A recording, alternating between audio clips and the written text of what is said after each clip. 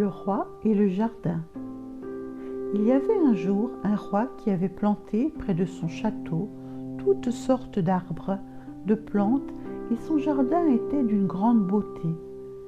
Chaque jour, il s'y promenait. C'était pour lui une joie et une détente. Un jour, il dut partir en voyage. À son retour, il s'empressa d'aller marcher dans le jardin. Il fut surpris en constatant que les plantes et les arbres étaient en train de se dessécher. Il s'adressa au pin, autrefois majestueux et plein de vie, et lui demanda ce qui s'était passé. Le pin lui répondit : « J'ai regardé le pommier et je me suis dit que jamais je ne produirais les bons fruits qu'il porte. Je me suis découragé et j'ai commencé à sécher. » Le roi alla trouver le pommier. Lui aussi se desséchait.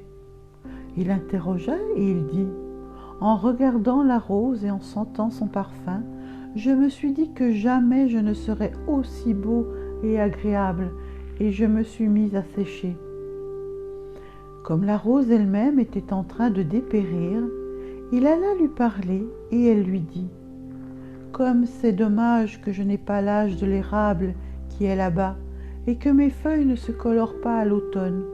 Dans ces conditions, à quoi bon vivre et faire des fleurs ? Je me suis donc mise à dessécher. » Poursuivant son exploration, le roi aperçut une magnifique petite fleur. Elle était toute épanouie. Il lui demanda comment il se faisait qu'elle soit si vivante. Elle lui répondit : « J'ai failli me dessécher, car au début je me désolais. Jamais je n'aurai la majesté du pin qui garde sa verdure toute l'année, ni le raffinement et le parfum de la rose. Et j'ai commencé à mourir. Mais j'ai réfléchi et je me suis dit : si le roi, qui est riche, puissant et sage, et qui a organisé ce jardin, avait voulu quelque chose d'autre à ma place, il l'aurait planté.